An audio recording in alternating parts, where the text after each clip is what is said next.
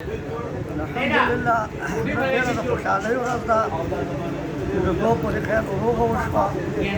دا ډېر څلېرو کالو دښمني وه. درې پکې مړي شوي وو، یو پکې زخمي وو. او د هغه وخت نه پکې خلک شروع او دغې کول.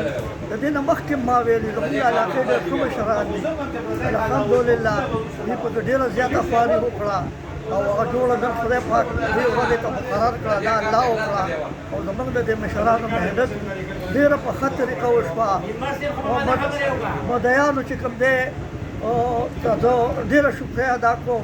فی سبیل الله دا جوړه وکړه. یو روپۍ لالچ پکې نه و، صرف حضور پکې وشو.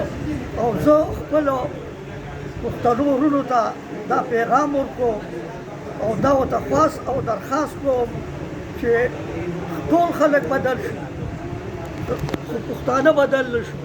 هغه شرونه، هغه دښمنۍ هغه وخت لاړو. اوس د قلم زمانه ده، اوس د اخلاقو زمانه ده، اوس چې کوم دی د خدمت زمانه ده.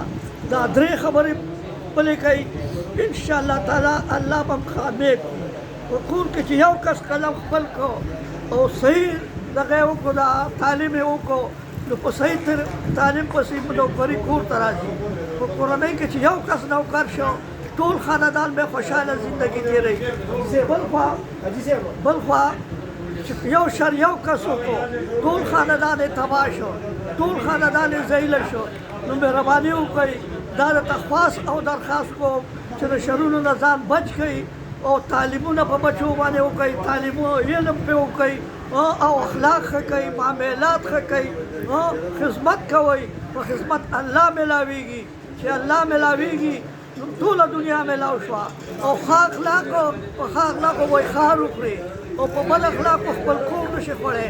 نو زه تاسو ته دا خواست او درخواست کوم پښتنو وروڼو چې خپل بچي، خپل اولادو د شرونو دښمنو نه بچ کړئ او ښه تربیت ورکړئ.